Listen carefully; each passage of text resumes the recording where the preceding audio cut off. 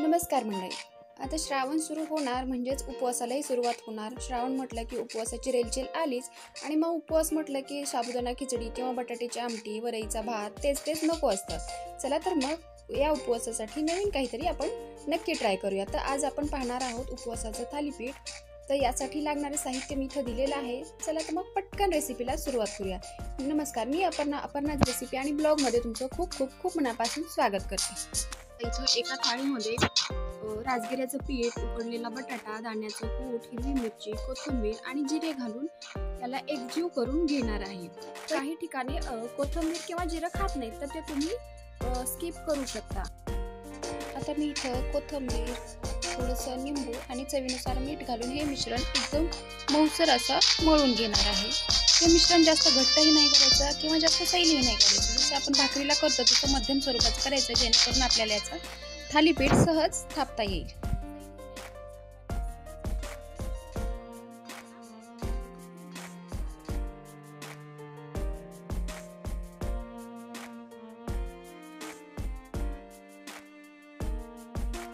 आता मी इथं गॅसवर तवा ठेवलेला आहे. तवा गरम झालेला आहे. मी त्यावर थोडंसं तेल पसरून घेते. तर तूपही घेऊ शकता, पण आमच्या आव्हानचा आणि तुपाचा 36चा आकडा आहे अर्थातच, त्यामुळं मग मी तेल लावून घेतली आहे आणि ज्वारीच्या भाकरी एवढा जो गोळा असतो तो घेऊन मी इथं थालीपीठ थापत आहे. थोडंसं पाण्याचा हात घेऊन आपण थालीपीठ असं गोल गरगरीत थापून घ्यायचं. हे थालीपीठ तयार आहे. अलगद याला उचलून आपण तव्यावर पलथी मारून घ्यायचंय.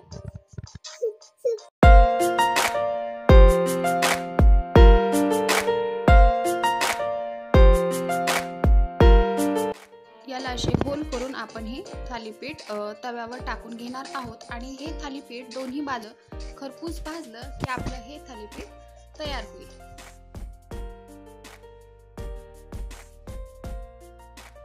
हे बघू शकता, हे थालीपीठ एका बाजूने तर खरपूस असं भाजलेलं आहे. आता अशाच प्रकारे आपण दुसऱ्याही बाजूने हे परतून घेऊया, म्हणजे आपलं थालीपीठ अगदी तयार आहे. समजा फेसबुकवर जर थालीपीठ प्रेमी संघटना असती ना, तर हे थालीपीठ तिथलं अध्यक्षच जणू बनलं असतं, असंच वाटतं नाही का?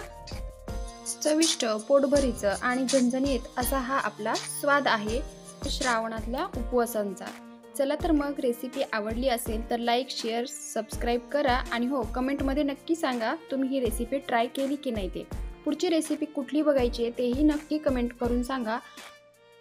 अशाच नवीन आणि पारंपरिक रेसिपींसोबत. तोपर्यंत धन्यवाद. ही आहे आपली श्रावण स्पेशल खास रेसिपी, जी सगळ्यांसाठी खूप पौष्टिक आहे. चला तर मग नक्की घरी ट्राय करून बघा.